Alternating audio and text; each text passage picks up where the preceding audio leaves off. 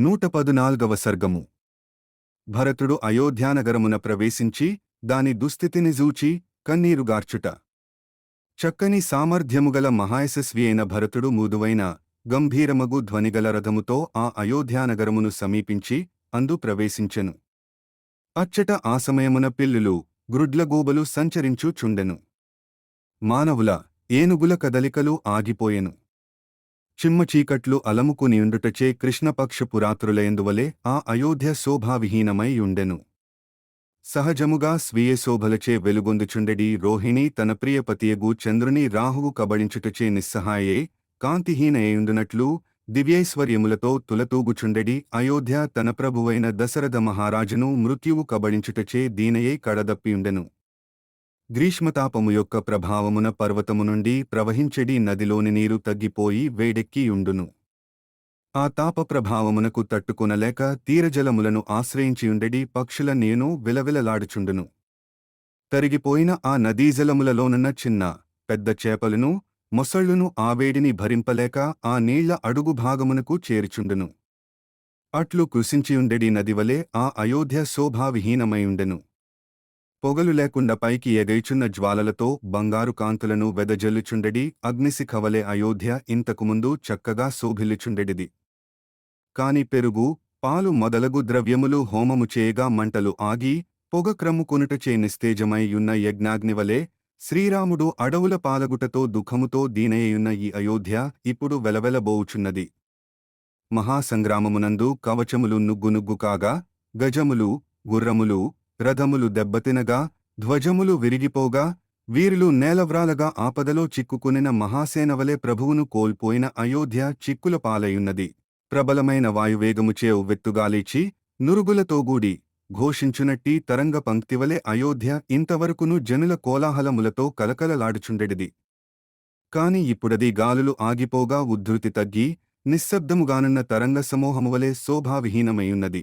యజ్ఞము ముగిసిన తరువాత యజ్ఞమునకు సంబంధించిన సూక్సువాది ఉపకరణములు అన్నియును తొలగింపబడగా, సమర్థులైన ఋత్విజులందరును వెళ్లిపోగా మంత్రోచ్చారణాది ధ్వనులు ఆగిపోగా నిశ్శబ్దముగానున్న యజ్ఞవేదికవలె అయోధ్య మూగుపోయియున్నది.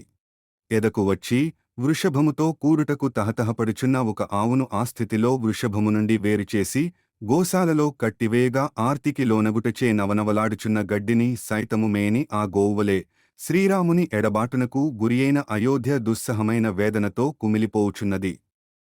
బాగుగా నునుపుదేరి నిగనిగలాడుచుండెడి ఉత్తమజాతికి చెందిన పద్మరాగాదిమణులు తొలగిన క్రొత్త ముత్యాలహారమువలే శ్రీరాముని ఎడబాటునకును దశరథ మహారాజు వియోగమునకును లోనైన అయోధ్య శోభావిహీనమైయున్నది. పుణ్యము క్షీణింపగా స్థానచలనమునకు గురియై ఆకాశము నుండి జారి తన దివ్యకాంతిని కోల్పోయి భూమిపైబడిన తారవలె అయోధ్య నిస్తేజమై యొప్పుచుండెను.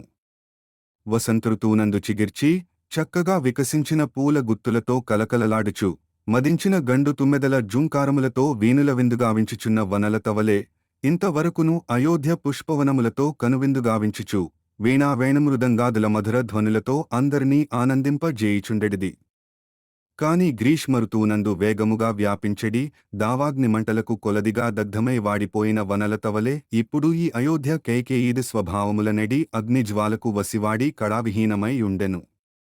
ఇప్పుడు అయోధ్యలోని ప్రజలందరునూ దుఃఖితులయున్నందున అందలి రాజవీధులయందు జనసంచారమే లేక అది బోసిపోయి యుండెను.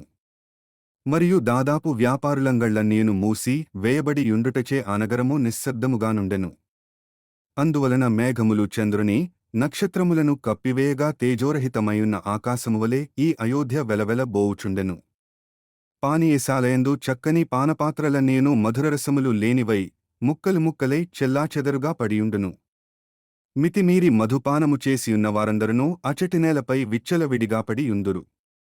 ఆ విధముగా పానీయశాలయంతయు రోతగొల్పుచుండును. ఇండ్ల ముంగిళ్ల యందును వీటిలలోనూ ఎవ్వరునూ శుభ్రపరచెడివారు లేక అవి చెత్తచెదారములతో నిండియుండుటచే ఈ అయోధ్య పానీయ భూమివలే అసహ్యముగా ఉన్నది. దెబ్బతినిన అరుగులతో, పగిలిపోయిన పాత్రలతో, కృంగిపోయిన భూమితో, త్రాగుటకు నీరులేని కుండలతో ఒప్పుచూ స్తంభములు దెబ్బతినుటచే కొంతవరకు శిథిలమైన చలివేంద్రము వలె ఈ అయోధ్య కడు దుస్థితికి లోనైయున్నది. అనువుగా పొడవై దృఢముగా నుండి వింటిరెండు కొనల వరకును వ్యాపించియుండి బలమైన త్రాళ్లు గలిగి యోధుల బాణములు వేగముగా వచ్చి తగులుటచే ముక్కలై ధనుస్సు నుండి జారి భూమిపైబడిన అల్లెత్రాడువలే కైకేయివరముల ధాటికి అయోధ్య చిన్నాభిన్నమై ఒప్పుచుండెను. యుద్ధవీరుడైన ఒక యోధుడు ఒక ఆడుగుర్రమును అధిరోహింపగా శత్రుసైన్యము దానిని వేగముగా కొట్టుటచే అది యుద్ధభూమిలో నేలకొరిగి దురవస్థకు లోనగును. అట్టి దుస్థితిలోనున్న ఆడుగుర్రమువలె అయోధ్య మిగుల దీనస్థితికి లోనైనది. దిగుడు బావిలోని నీరు ఎండిపోవుటచే అందలి పెద్ద పెద్ద మత్స్యములు తాబేళ్లు బయటపడును. దాని దరులు బీటలువారును. అందలి కలువలు ఎండి నశించును. అయోధ్యానగస్థితి అట్టిదిగుడు బావివలె దురవస్థకు గురియైయుండెను. మంచి గంధములు మొదలగు మైపూతలు లేక ఆభరణములను ధరింపక దుఃఖితుడై కృశించియున్న పురుషుని యొక్క శరీరము వలె అయోధ్య దీనావస్థకు లోనైయుండెను. వర్షాకాలమునందు దట్టమైన నల్లని మేఘములు సూర్యమండలమును పూర్తిగా కప్పివేయగా నిస్తేజమయున్న ఆ సూర్యకాంతివలె అయోధ్య వెలవెల బోవుచుండెను.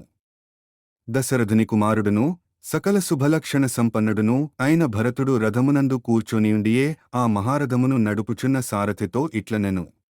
ఇదివరలో అయోధ్యయందు వీణా వేణు మృదంగ తాళముల యొక్క మధురధ్వనులు ఎల్లప్పుడునూ నగరమునందంతటను వినబడుచుండెడివి. నేడు అవి వినిపించుట లేదేమి? నేడు అయోధ్యానగరములో వీచుచున్న వాయువులలో జనులను పరవశింపజేసెడి వట్టివేళ్ల యొక్క కస్తూరి యొక్క వాసనలు, పూలమాలల పరిమళములు, చందనము, అగరు మొదలగు వాటి సుగంధములు ప్రసరించుట లేదేమి? శ్రీరాముడు వనవాసమునకు వెళ్లిన పిమ్మట శ్రేష్టములగు పల్లకీలను మోయువారిఘోషలు, చెవులకింపైన గుర్రముల సకిలింపులు, మదపుటేనుగుల ఘీంకారములు, మహారథ చక్రముల సవడులు ఈ అయోధ్యలో నేడు వినబడుటలేదేమి? శ్రీరాముడు వనములకు వెళ్లిన పిదప యువతీయువకులు కడు దుఃఖితులై చందనములను, అగరుగంధములను అలదుటలేదు. ఘుమఘుమలాడు క్రొత్త క్రొత్త పూలమాలలను ధరించుటలేదు.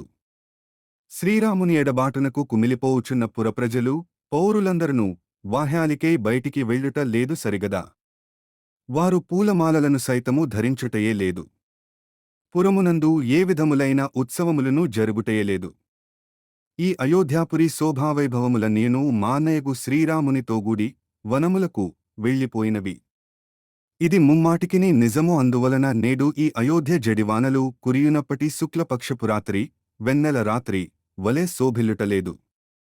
మా అన్నయ్యగు శ్రీరామచంద్రుడు వనవాసదీక్షను ముగించుకుని ఇచటికి విచ్చేయుట మహోత్సవమువలె మాకు అందరికినీ సంతోషదాయకము.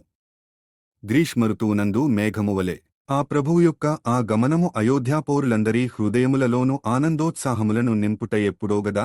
చక్కని వేషభూషణములను దాల్చిన యువకులను, జనులను నిటారుగా నిలబడి భుజములను ఎగురవేయిచు అయోధ్యయందలి రాజవీధులలో సంచరించుటలేదు.